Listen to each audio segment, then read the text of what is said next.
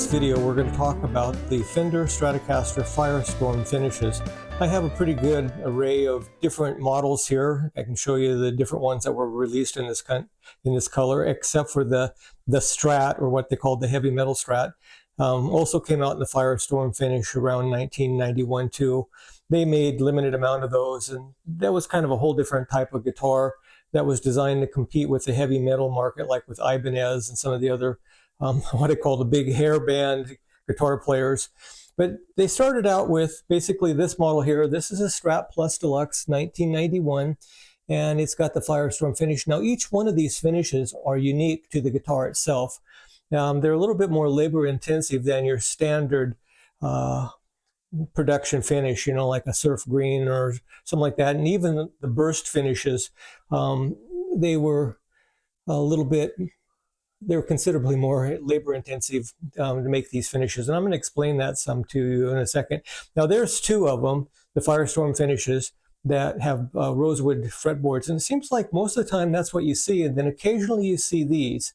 This is a Fender Stratocaster Plus Deluxe, the Firestorm finish, but it has a maple fretboard.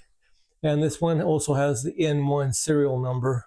Then they came out with these. This is the Telecaster Plus, version 1 Telecaster Plus, that has a maple neck and has the Firestorm finish. And then the holy grail of all of these guitars is this one. This is the guitar that Michael Hauser played in the band called Widespread Panic.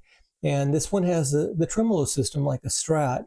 And it has a little mini switch, which all the version 1 Deluxe Fender Telecaster Pluses had. But the unique thing about this one is that because it has a tremolo system, it has a Strat Plus type Wilkinson roller nut and the shallower locking tuners, which is a pretty cool feature if you can make that out there. Each one of these guitars is unique, and they're actually their own standalone piece of art, and they vary considerably on how they look. For instance, some of them have darker finish. Look at that there. Those two there, this is a Fender Stratocaster Ultra in the Firestorm finish. And you can see it's a darker type finish. It's got more of the color coats on it that makes the finish darker. This has all the Ultra appointments, the chrome-plated Wilkinson roller nut and chrome-plated shallower tuners and chrome-plated deluxe bridge, the lace dually and the abalone inlays with a real ebony fretboard. I talk about these Ultras considerably in detail on one of my other videos on my channel. But each one of these varies. Like I said, these two here are darker, and then this one's just a little lighter. And then you go to this one here, it's just a little lighter color too. Because every time they put a color coat on, which is a red color coat over top of the silver and black streaking, the finish gets darker and darker. And then finally you get something like this Telecaster here. Look at the finish on this one. It really, really pops out. So what I want to do now is I want to turn my light on my camera so you can get a little bit better picture of how these finishes just kind of pop out when brighter light is right directly shined on it. Okay, now I have my light on, and see how these two are darker? Now watch what happens when you get closer. Wow, these things like pop out like a stop sign at nighttime, and the color is just like, look at the modeling on this color. I'm going to share with you in just a second how we think these finishes were made, and we're going to talk about counterfeiting, because there was some back in 2013, 2014, there was some counterfeit Firestorm guitars and some other ones, Strat Plus guitars that were going around. I just like how these really pop out. Well, let's grab one of these and take a closer look at it.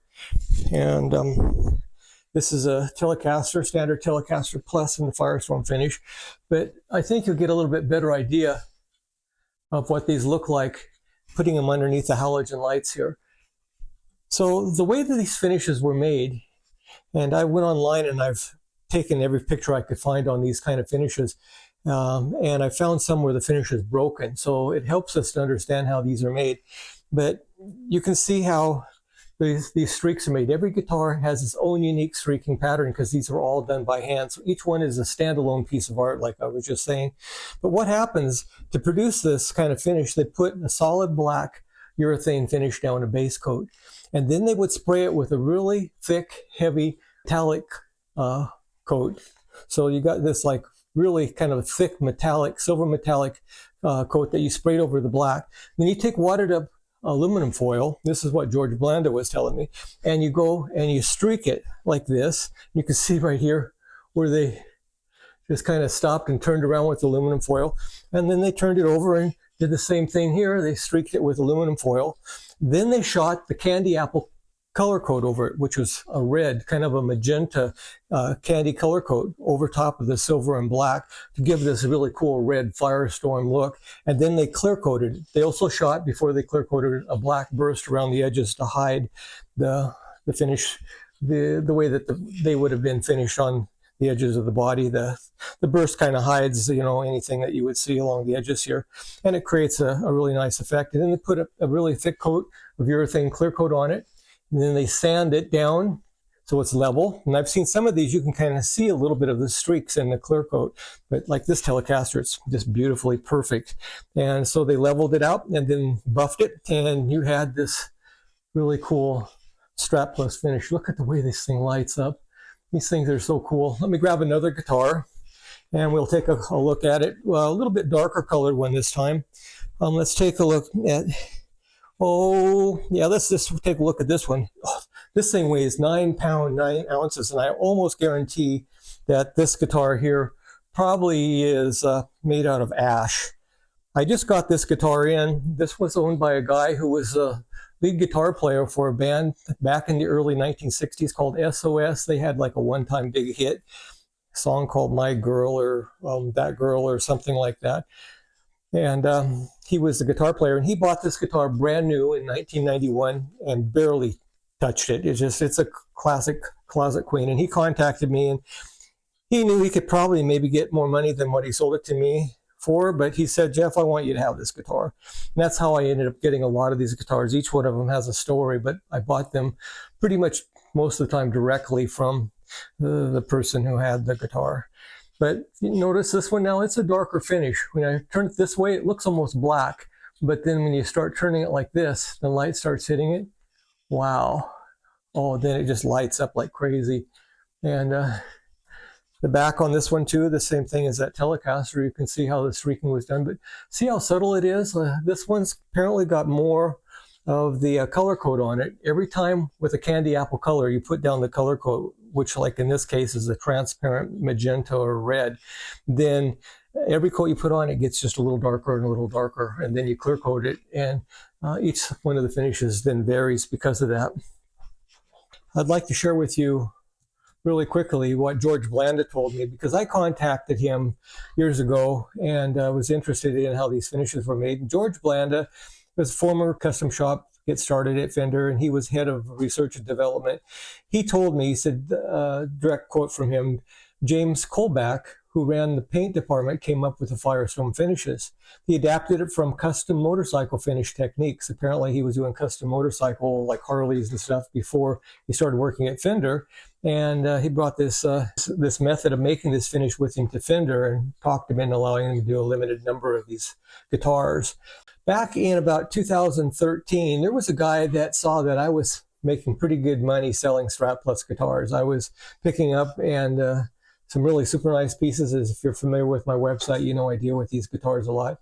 And he started kind of copycatting me, and he came up with all these really rare 1987, 88, and 89 Strat Pluses in the really hard to find colors, you know.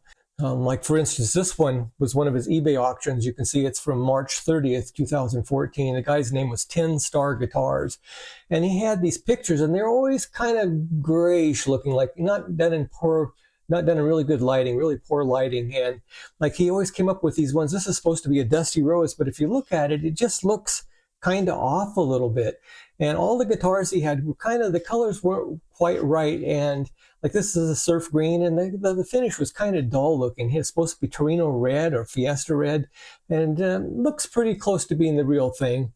But then when you actually buy one of his guitars and look at it, like this is a dusty rose, there's just something off about it. It's like this guy was faking these finishes. He was having lacquer mixed up in a color that was pretty close to what he thought it should be, spraying them with a that color and then clear coating them. And he was even putting the little inspection stickers in the routes and stuff to make it look like it was a real deal. But the thing was two things.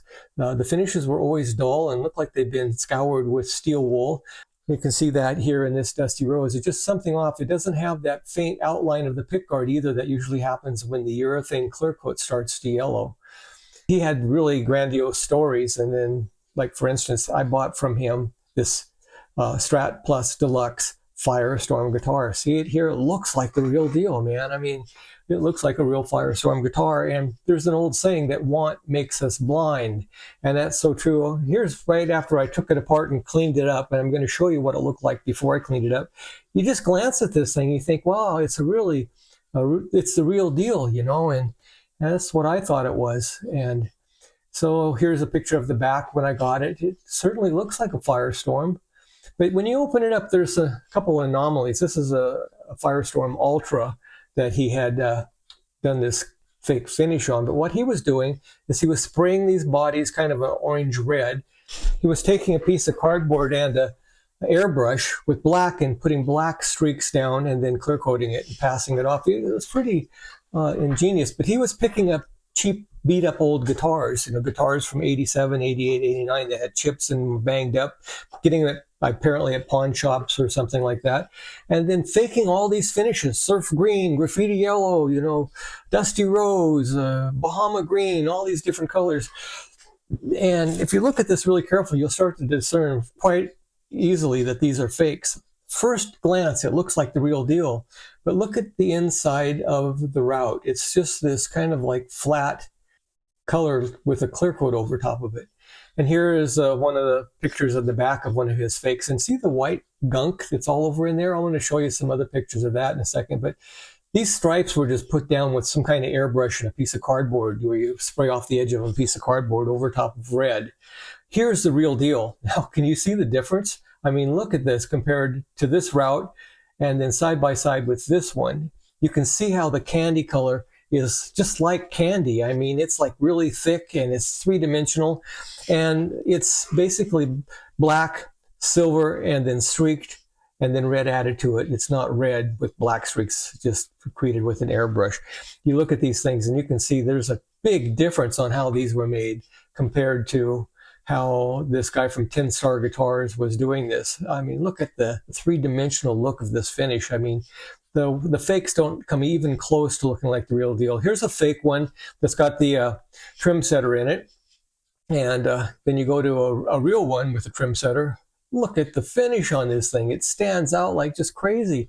Go back and forth and you can tell that this is like fake, real, fake, real. And when I first got the guitar, I opened it up, there was all this rubbing compound inside there. And I was wondering, I was thinking maybe when Fender made these, they had to really buff the heck out of them to get them level or something. And then the one thing that stood out about all these guitars is they had microscopic scratches in the finish. It was true with the Dusty Rose, it was true with the Surf Green and all these other colors.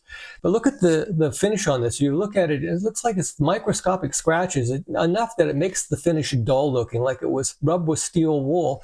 And sure enough, that's what I found. I found steel wool everywhere on the pickguard and attached to the pickups. This guy was wiping it down as the last buff using steel wool. And then there was all this weird little fragments, I think from one of those big buffing wheels maybe that he was using in his garage or back bedroom, wherever he was doing these things.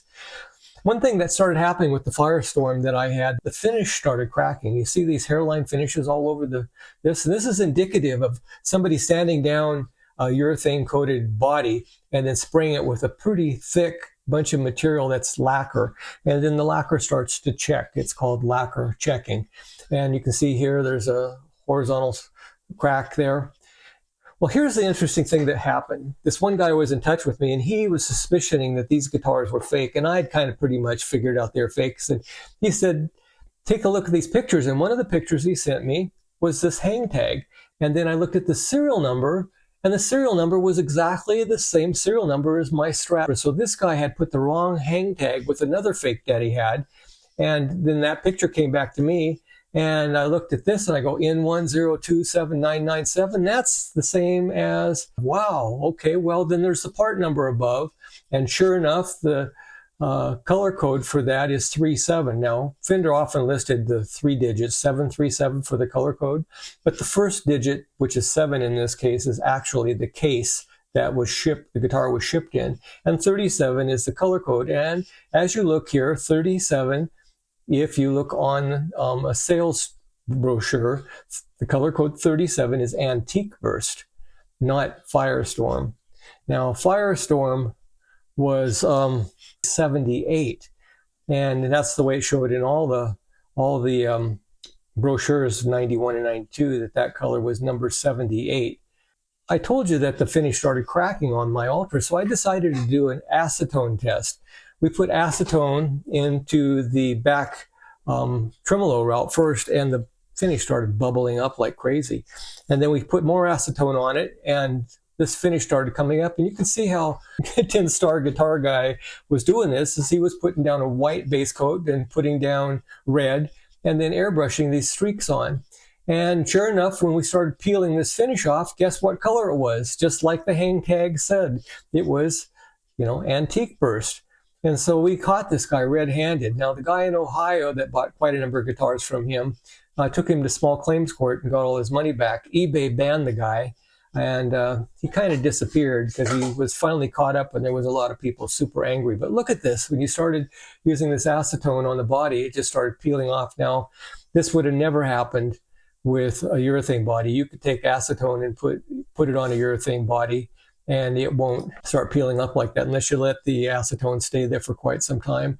Well, this guy was pretty good at lying, I'll tell you that, because he called me up one day and said, Jeff, I just bought some guitars and I found this body that's from this estate sale that I just got. And this guy was apparently a research and developer person at Fender, and this was found in his garage. And it's a prototype for the Firestorm, but it's called Ice Storm. And it was a blue version of the Firestorm finish. And I bought the body, and then I had a neck that I paired it with, and I played it for a while, and I was like, wow, cool, because sometimes I get some pretty cool deals on things because of the fact that I have my website and such, and people appreciate that, and they want to sell things, and I pick up guitars with cool stories behind them oftentimes. So this seemed like just a cool story, but after I buffed it up and cleaned it up and stuff, because it also had some gunk in it, like the other Firestorm, the bodies that I had, put the guitar together, it turned out like this. But sure enough, it turns out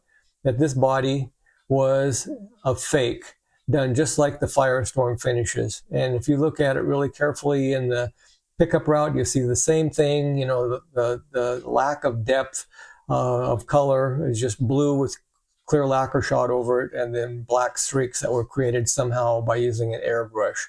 There's still sometimes these things show up. I had Jack Buckingham of Squealing Pigs Guitars in UK send me some pictures. He sent me these pictures, and he says, Jeff, is this a fake?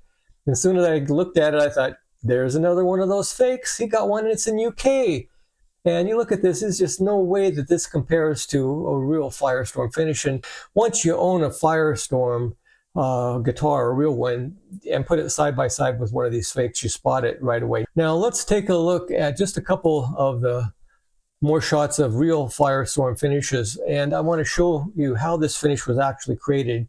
Now here's a picture of a Strat Plus that somebody was selling on eBay. You look at the finish, and you can see where this belt buckle rash really did a number on the belly cut on this guitar, but you can see what I'm talking about.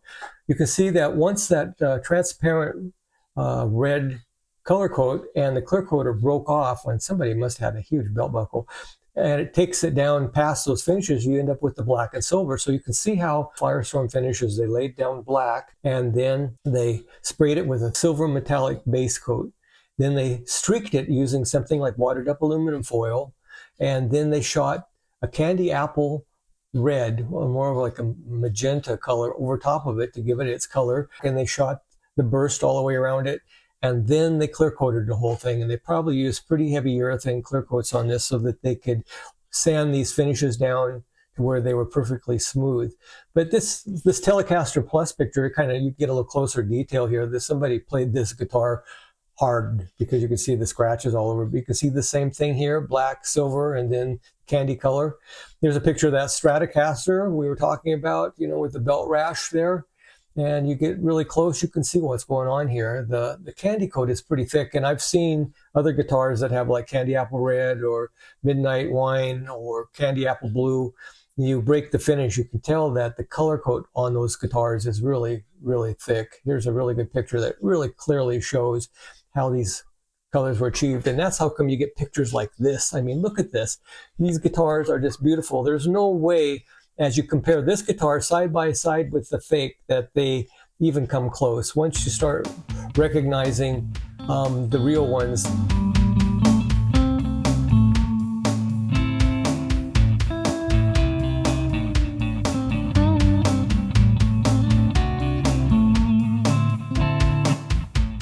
But that's basically the story about the Firestorm finish. And I hope you enjoyed this video. If you have any questions or anything, just leave a comment below. And thank you for watching.